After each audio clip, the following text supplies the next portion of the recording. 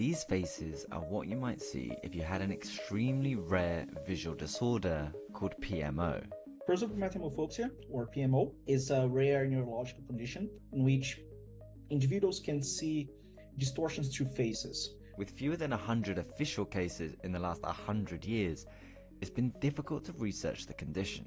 When it comes to any neurological psychiatric condition, there is always one difficulty, which is understanding what this patient is going through, because many times you cannot see. But thanks to one patient's pioneering work with researchers at Dartmouth College, we now have an insight into what it's like to see the world through his eyes. There was a very interesting feature of his case, which was he wouldn't see distortions to faces on screens.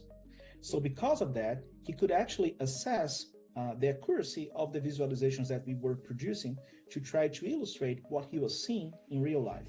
You may imagine that for other cases in which people will see faces distorted both in real life and on a screen, whenever they look at a visualization, or at least an attempt of visualizing what they are seeing, they will also see distortions to that visualization, because that visualization also depicts a face.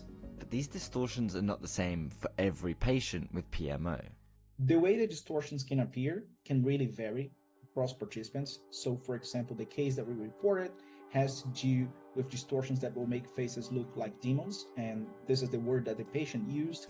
In other cases, the distortions will look something completely different. For example, they can affect only facial parts, so only the eyes or only the mouth. In other cases, it has to do, for example, with changes in the texture of the face or in the color of the face. Sometimes it has to do with the size, so the face can get really big or it can get really small. So you can imagine that we are talking about a condition that affects a very important part of social experience, which is looking at a face, because they are talking to you and they are seeing your face change. So this will impact their social relationships.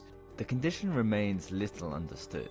There's no direct cure, although the distortions can sometimes go away. And although the condition is often linked to prior brain trauma, there are also cases where it's present from childhood, suggesting a developmental cause. But the researchers hope that more awareness will lead to further outreach and understanding. Our main goal was to raise awareness about the condition. For example, in the last 3 years, we had heard from about 70 people, and just in the last few weeks, we heard from more than 40 people. So this is really helpful to us, because we really want to reach out to those people. So we are sure that there are many more people out there with these conditions.